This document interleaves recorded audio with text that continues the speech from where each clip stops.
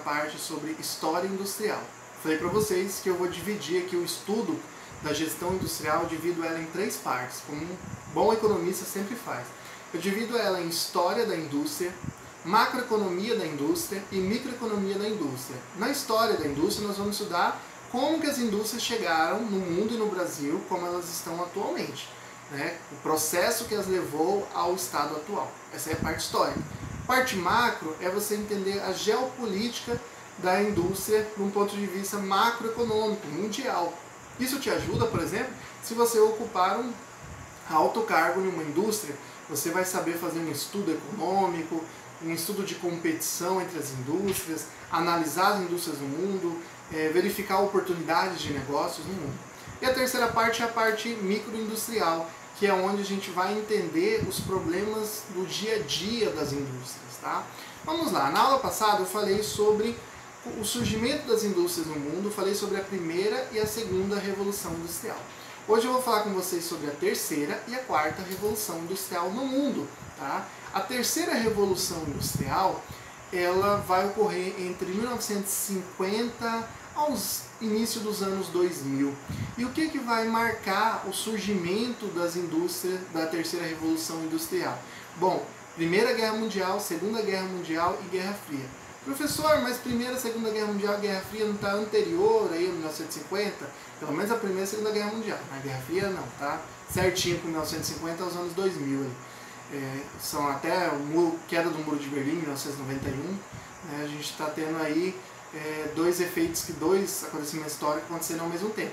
A Guerra Fria e a Terceira Revolução Industrial. Mas eu quero que vocês entendam o seguinte. A Primeira Guerra Mundial, a Segunda Guerra Mundial e a Guerra Fria são guerras. Isso é óbvio, né? Acabei de falar que são guerras. Mas por que eu quero que vocês marquem na cabeça de vocês que são guerras? Porque guerras, geralmente, exigem um aprimoramento tecnológico.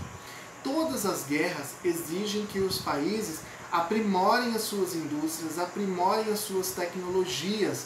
Tá? Existe no canal Story, que é um canal norte-americano, que é muito interessante e tem até no YouTube, vocês podem acessar aí, canal Story no YouTube. Eles têm um canal em língua portuguesa que é muito interessante, que eles falam sobre as grandes engenharias do mundo. E eles mostram como que César conseguiu construir a maior ponte atravessando um rio ali na Alemanha para conseguir conquistar os alemães para os romanos. E aí isso mostra, por que isso é importante, esse episódio?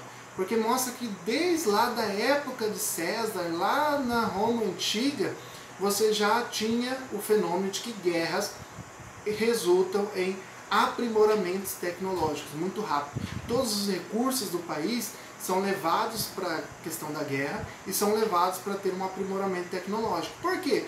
Porque aquela nação que está em guerra, que tiver melhores tecnologias, é a nação que vai ganhar a guerra.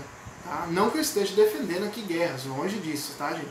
Eu acho que a paz é sempre o melhor caminho, mas o que eu estou falando para vocês é um fato do que acontece, não do que deveria ser, né? Nós deveríamos ter investimentos em tecnologia, mesmo sem guerra, e termos melhoramento de tecnologia sem guerra. Mas infelizmente acontece que é a guerra que acaba fazendo ter essa evolução tecnológica, e isso acontece desde lá do escravismo antigo, lá na Roma Antiga, como eu falei para vocês. Então a Primeira Guerra Mundial, a Segunda Guerra Mundial e a Guerra Fria são guerras que vão fazer a tecnologia se aprimorar. Principalmente a Guerra Fria, que vai ser entre os Estados Unidos e a União Soviética, vai fazer com que os dois lados ali, Estados Unidos, do outro lado a Rússia, vão ter avanços tecnológicos incríveis. Na indústria bélica, na indústria de ferrovias, na indústria naval, em todos os tipos da telecomunicação, importantíssimo, tá, para a terceira revolução industrial. Então você vai ter avanços ocasionados por causa da guerra. Esse é o contexto histórico da terceira revolução industrial. Mas eu falei para vocês que toda revolução industrial, e elas se diferenciam em 4 revoluções, a terceira revolução industrial, ela tem que ter alguma tecnologia que a diferencie da segunda. E quais vão ser essas tecnologias, tá? Você vai ter a indústria, agora você vai ter a indústria aérea, olha só, tá? A indústria aérea e aeroespacial, tá? você não tinha na segunda revolução industrial. Agora nós estamos falando de aviões, agora nós estamos falando de helicópteros, agora nós estamos falando de satélites, nós estamos falando de naves para te levar para a Lua, para levar telescópio, para levar maquinazinhas que tiram foto para Marte. Ou seja, nós estamos falando agora de tecnologia aeroespacial. Tá? Mas principalmente o avião também, ele começa a ser utilizado em larga escala para transporte de produtos e para transporte de passageiros. Ele meio que encurta o mundo. Se antes você demorava 2 meses para chegar nos Estados Unidos, ao Japão, de ferrovia e navios, agora você consegue fazer em 24 horas. Tá? Então a indústria, o modal de transporte aéreo, o aeroviário, ele vai ser muito importante na terceira revolução industrial. E aí por isso que eu falei telecomunicações, porque a segunda parte tecnológica vai ser a questão do transporte, da questão da telecomunicação, que é o celular, o telefone e a internet. Olha só, tudo na área da comunicação. E aí é importante porque se você juntar aqui o avião como meio de transporte, o celular, telefone e a internet, tá? Lembrando que a internet, o telefone, o celular foram todos criados ali no contexto da Guerra Fria, tá? Foram criados para fins militares. Se você pegar o avião e do outro lado você pegar a internet, o celular e o telefone, você está falando de globalização. Então qual que é um fenômeno que vai ser criado e de certa forma vai ser intensificado pela terceira revolução industrial? A globalização. Que você vai ter uma aproximação do mundo. Se bem que é verdade que desde o final da Idade Média a gente já pode começar a falar em globalização. Claro que num ritmo muito menor. Mas o que eu quero dizer para vocês é que a terceira revolução industrial ela vai intensificar o processo de globalização. Tá? Então quais são as principais tecnologias da terceira revolução industrial? Transporte aéreo, tá? Telefone e celular, eu vou colocar aqui no mesmo, tá? O mesmo pacote, telefone e celular. E o terceiro, a tecnologia. Já ia quase se esquecendo, o computador. Tá? O computador, que é uma tecnologia que vai substituir a mão de obra humana. Olha só que interessante. Não falei para vocês que toda a revolução industrial tem uma intensificação da substituição da mão de obra pela tecnologia? Exatamente isso que está acontecendo agora. Quantos trabalhadores que um computador não substitui? Tá? Então você tem uma tecnologia que vai substituindo a mão de obra humana. Aí se passou os anos 2000, nós chegamos aos anos atuais, aos nossos dias atuais, que nós não estamos mais falando de terceira revolução industrial. Hoje nós estamos falando da quarta revolução industrial. E a quarta revolução industrial, ela vai ter aí como contexto histórico a nossa atualidade, né? Que provavelmente daqui a algumas décadas vai estar se falando de uma atualidade que era uma disputa econômica entre Estados Unidos e China. Hoje as grandes empresas tecnológicas do mundo, né, são o quê? Ou são americanas ou são chinesas. Tem a Europa ali concorrendo por fora, mas eu diria que os dois polos hoje é os Estados Unidos e a China. Provavelmente esse deve ser o contexto que os historiadores, economistas, administradores devem explicar no futuro como contexto histórico da quarta revolução industrial. Então, uma característica da quarta revolução industrial é que ela ainda está ocorrendo. Então nós estamos estudando um fenômeno que ainda está acontecendo. Tá? E aí a quarta revolução industrial ela vai ter como tecnologias a nanotecnologia, a robótica, tá? Você vai ter ali a robótica, a nanotecnologia e um avanço maior ainda na questão da telecomunicação. Tá? Olha só o que eu trouxe para vocês aqui, ó, sobre a quarta revolução industrial. Robótica, nanotecnologia, já esquecendo, e a inteligência artificial. Por que é importante a gente destacar aqui, principalmente, a robótica, tá? A nanotecnologia, também a inteligência artificial, essas três. Por que eu destaquei essas três aqui no slide que eu preparei para vocês e não coloquei outras tecnologias que nós temos hoje? Porque a robótica, ela ainda vem substituindo a mão de obra braçal, né? Mas de certa forma, os robôs que já estão sendo criados, eles já conseguem substituir algumas mãos de obras intelectuais, ou seja, aquilo que a gente não achava que ia acontecer, que era a substituição da mão de obra intelectual. Olha que interessante.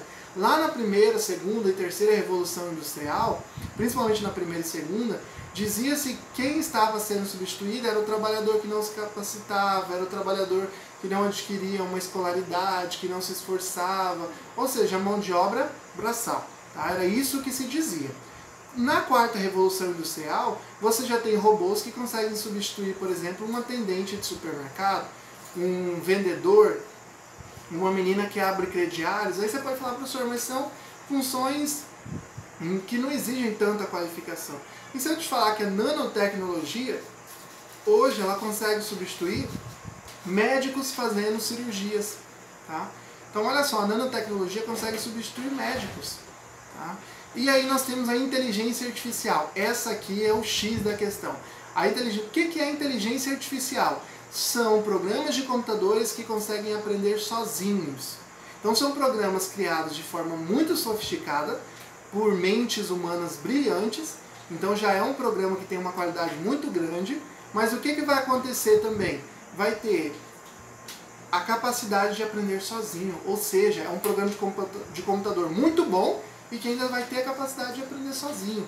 Então ele consegue substituir mão de obras humanas como um professor, como um médico, como um dentista, como um vendedor, tá? Ou seja, mão de obras humanas, um motorista de carro ou de ônibus, ou de navio, ou de trem, ele consegue substituir. Ou seja, mão de obras que não eram assim, vamos dizer, mão de obras pouco específicas, né?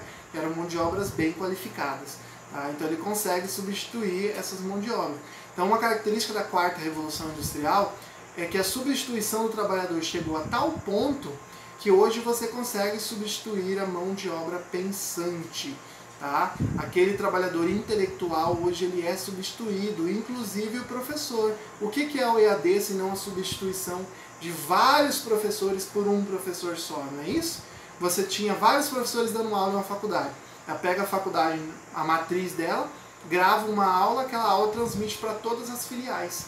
Olha só, era um professor substituindo agora 100 professores usando o quê? A tecnologia. E a gente pode chegar a um ponto que o professor talvez não seja nem necessário.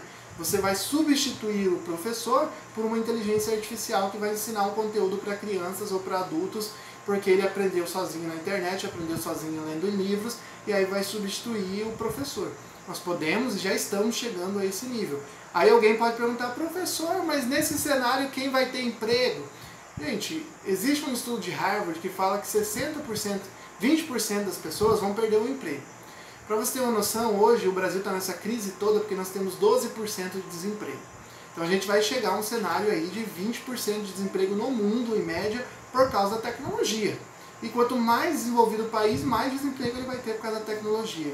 E esse mesmo estudo de Harvard diz que 60% das pessoas vão trabalhar mais e ganhar menos porque elas vão ter que competir com as máquinas. Então a máquina trabalha muito, trabalha 24 horas e não reclama, trabalha, não come, trabalha, não reclama, trabalha, não entra na justiça, trabalha e trabalha. Então a mão de obra humana para concorrer com essa máquina vai ter que trabalhar mais e ganhar menos. E só 20% das pessoas, ou seja, 100%, só 20% vão conseguir trabalhar e ter um bom salário, uma boa condição de trabalho.